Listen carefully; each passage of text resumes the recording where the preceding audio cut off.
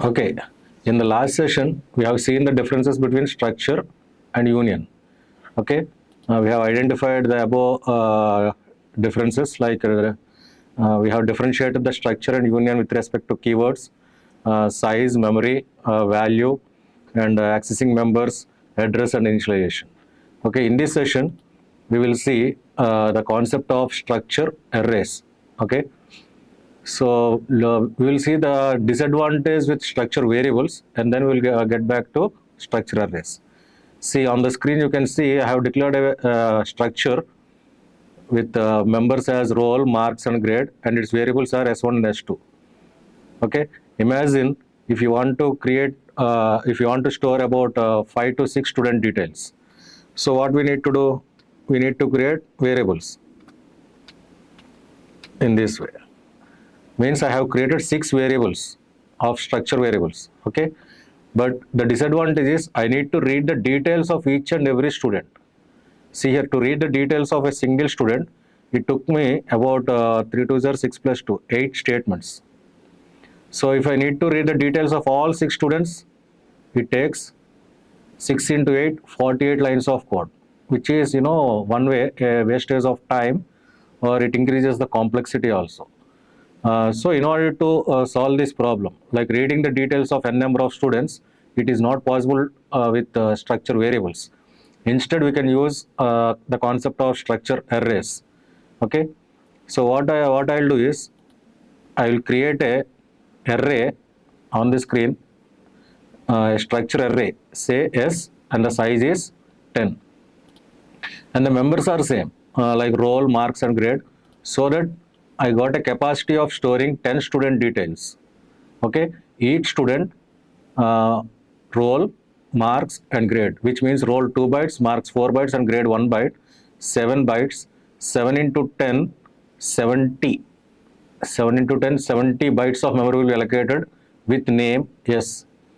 And in arrays, all these records or all these student details will be saved in the same memory location. That is what we call continuous memory locations. You might have learned this concept of arrays in the previous unit, like unit number 3. No, the data will be stored in continuous memory locations. All the elements will be having the same name, and you need to access that elements using its index, or otherwise we call it as subscript. Similarly, here it is a structure array where 10 rows will be created, because size is 10. So 10 rows will be created, and each row will be having its own members, roll, marks, and grade. Okay, so that 70 bytes of memory will be created, and that 70 bytes we are divided into 10 slots, and each slot is again divided into 3 parts. One part is for roll number, another part is for marks, and other part is grade. Okay, so you need to imagine this as a diagrammatic way, but I made it easy to by converting it into a table. So if you can imagine this as a table, it will be a bit easier for you. So now my problem is solved, and like I have created a structure array here. Call it as a, okay, can remove the statement. I'm taking like n value, say n equal to 5. So I is a variable which is used for index, and n is number of students. Okay, I equal 1 to n. I'm reading the details of each and every student. I'm asking to enter the details of a student, and here it stores roll number at s of I dot roll. If I is 1, s of 1 dot roll. This slot is s of 1 dot roll. Let it be 10. Next, s of I dot marks. This is like 95.6. And next statement, enter grade, s of I dot grade. S of I dot grade, let it be a grade. Okay, so here dot is an operator which is used to separate a structure variable and structure member. Here our structure variable is an array, so we call it as s of 0 dot column name. Okay, if it is roll, if it is marks, if it is grade. So dot should be used as a separator. So using this, I can read n number of student details using structure array, because I'm using a for loop In that for loop, I is acting like an index, so that I can read it easy. My lines of code has been decreased to 3 2s are 6 plus 2, 8 plus 2, 10 lines. Within 10 lines, I can read any number of student details. If it is a case of variables, it took only 8 lines for reading single student, and then as the number of students increases, number of 8s gets increases. Using arrays, it will be easy and okay. So, and the second part is all data will be at the same memory location. So it is very easy to retrieve the data. It is very easy to manipulate the data. It is very easy to modify the data. It is very easy to make operations, because all the data is being stored at the same memory location. It is time complexity also reduced. Okay. So it is always advisable to use structure arrays if you are dealing with large number of records or large number of tuples. Okay, this is a concept of structure arrays. Next, we will see a small concept which is not part of our syllabus, of course, but I will tell you. This is like a nested structure. Nested structure is nothing but a structure within another structure is called nested structure. A structure within another structure is called nested structure. This is one definition. So, according to that definition, look at the screen here. This is a structure called student, okay, and its members are roll, marks, and grade, and its variables are S1, S2, S3. This structure, okay, is inside the structure of college structure. College is one structure, and its members are branch, and student structure is also a member. Is also a member of college structure. This is called nested structure. This is example to like transport. Transpose is outer structure name, and student is inner structure name, because in both domains, here in college we have got a role of a student. Even in transport section also we have got a role of a student. So any number of tables, there is we need to use the concept of student there, right? We have to use his identity, student identity. So we can use this nested structures concept in this way for time being. Next, how to represent this nested structure in form of a table. See here in form of a table. Say outer table is college, okay, and its members are branch and student, and the student is again a table. The thing I am highlighting here is a table. Okay, a table within another table is a nested table. Similarly, a structure within another structure is a nested structure. Now, how do I access this data?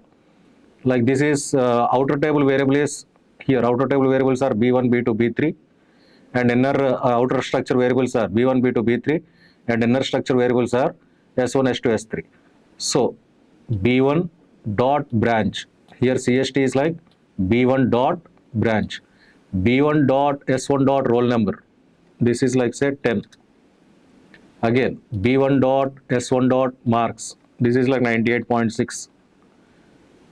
Okay, in B1 row, in B1 memory location, sub row S1 dot column.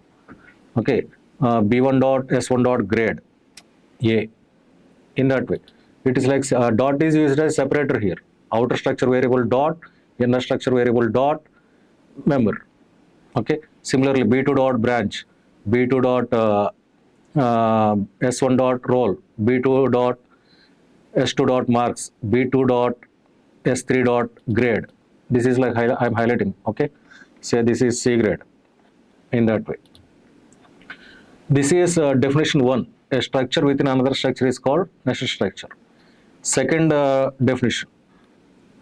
This is like second definition. Like if the variables of one structure, acts as a members in another structure, then it is called a nested structure. Say there are two structures. If one structure variables are acting as members in another structure, then that structure is a nested structure. This is as per second definition. Say there is a structure called student, roll, marks, and grade, and there are no variables.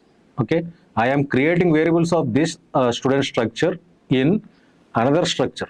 as a members. Okay, here struct college, char branch. See here there are variables. Struct student, S1, S2, S3 are variables. These structure variables are acting as members. I will make it as red. These are like members. Okay, variables. I'll do one thing. I'll change the color. This is the data type, and char is also a data type. Okay, this is nested structure, and the representation is same, tabular representation, but the way I have written the code is different. Okay, this one is as per definition 1, and this is as per definition 2. This is a very small concept on a nested structure, so that you can use that locations accordingly as per your program's requirement and conditions of all those things. Now, see here, student details are being maintained at college level. Same student details are being maintained at transport level. Okay, in that case, if I write struct student, this structure as a inner structure, then it consumes lot of lines of code, and it increases complexity also, because I need to mention the details of student in each and every table, okay, or in each and every structure. But in this case, it is easy, and I am creating only the template outside the structure, and I am declaring variables inside another structure. It will be easy, and okay. Next concept is like pointers and structures. Okay, pointer is like a variable which stores address of another variable. Here, structure pointers will store address of a structure variable. So if a structure pointer stores address of structure variable, what is size of structure pointer? 2 bytes, because in the previous sessions I told you, no matter what the data type is, the size of pointer is always 2 bytes, because it stores only address. It is not storing any data. It is storing the address of particular data. Okay, so it is only 2 bytes. Now see the difference here. Here, let me take only 2 members for your better understanding only. Delete.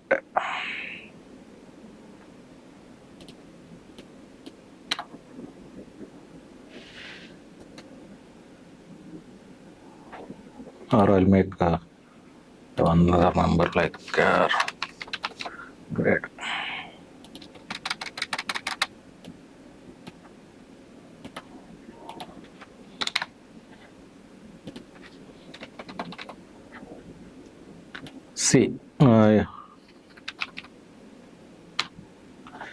See, this is a structure with variables, and this is structure with pointers.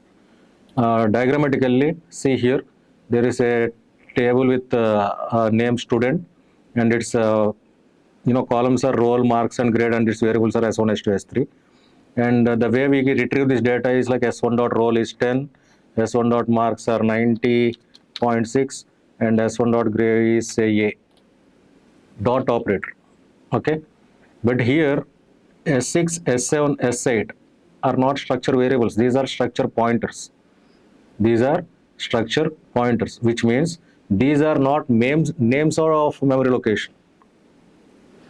Pointers are not names of memory location. Pointers are variables which stores addresses of variables, which means names of memory locations.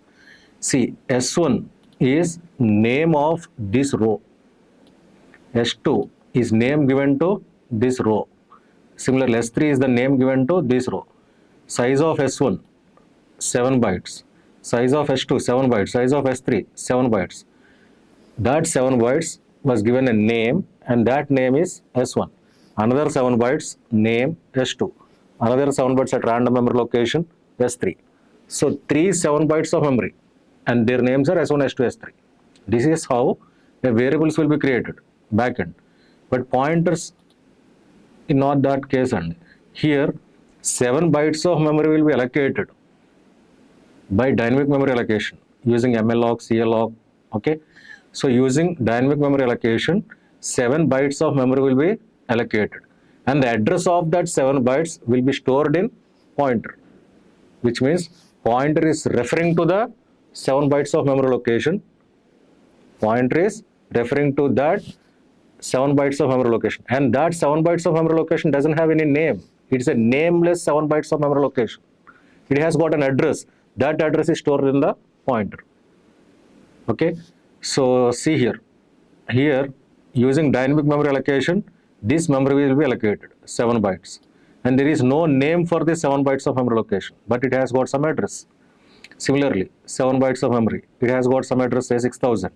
Again, 7 bytes of memory, say it has got some address called 7000. These addresses are stored in the pointers. Again, pointer is a variable. It has got its own address. It stores address. It has got its own address. So say here S6, the address of S6 is 5000, and S6 is storing S6 is storing 5000 as a address, and S6 has got its own address, say 9000. Similarly, S7 is storing address 6000, and it has got its own address, say 1500. And S8 is storing address 7000, and it has got its own address, S8, say 750. Okay, so pointer will have two things, its own address, and it stores address also. So here S6 is pointing to 5000 location. Similarly, S7 is pointing to 6000 location. S8 is pointing to 7000 location. Now, when we use pointers, we change the way we call these memory locations. Like we use tens in place of dot. Like this thing, we call it as S6 tens roll. It is like S6 tens roll. I'll write here S6 tens roll equal to 10. I'll increase the space size like 25. So S6 is the pointer, tens, it's like minus and greater than symbol, arrow symbol. Okay, tens roll equal to 10. This is S6 tens roll. Similarly, S6 tens marks 90.6 or 9.6, grade say B, in that way. But here it is different, and here we call it as S1 dot roll equal to 50, or make it that is also 10, S1 dot roll. So when to use dot and when to use tens? If the structure variable is like a variable, then we use dot as a separator. If the structure variable has been declared as a pointer, we use tens as a separator. The reason is variable is name of a memory location, pointer is referring to the memory location. It is pointing to the memory location. Okay, so we need to use tens. It is pointing to, here S6 is pointing to unnamed memory location of 7 bytes that has been allocated by dynamic memory allocation concept. Okay, unnamed memory location, and its address is storing in S6. So the size of S6 is 2 bytes only, because it's storing only address. Size of S7 also 2 bytes. Size of S8 also 2 bytes. But size of S1 is 7 bytes. It is name of the memory location. S2 7 bytes. S3 7 bytes. So this is a thin line difference for structure variable and structure pointer. And the way we access data is using dot operator. Here we using tens operator.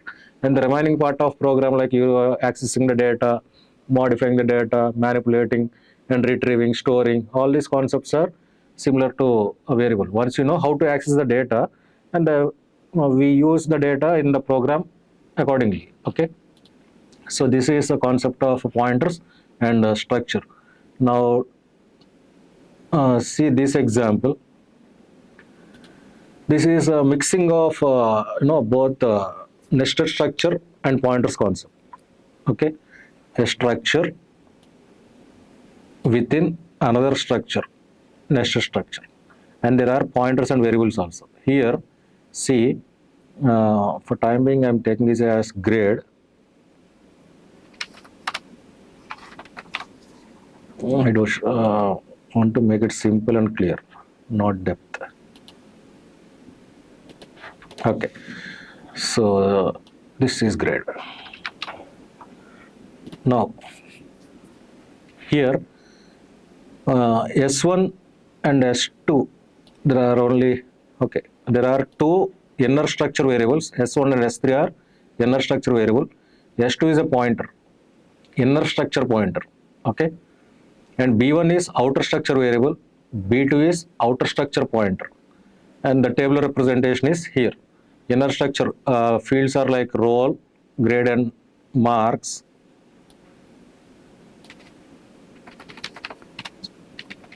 Sorry, marks. There are three attributes of inner structure or columns of inner structure, and the size of S1 is 7 bytes.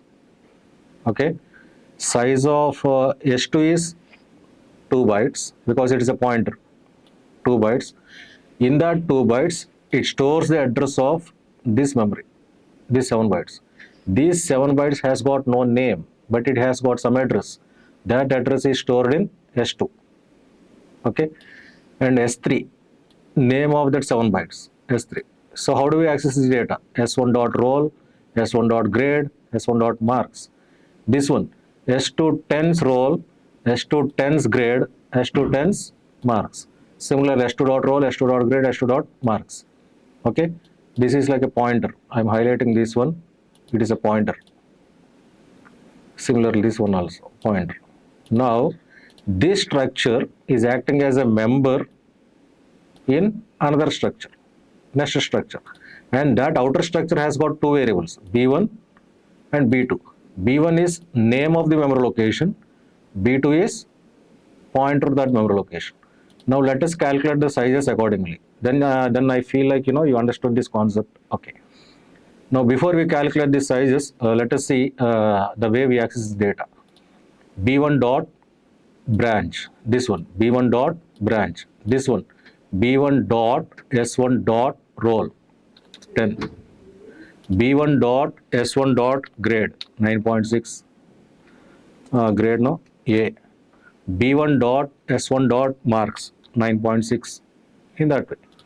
Now this row, B1 dot S2 tens roll. I'm writing here for your better understanding.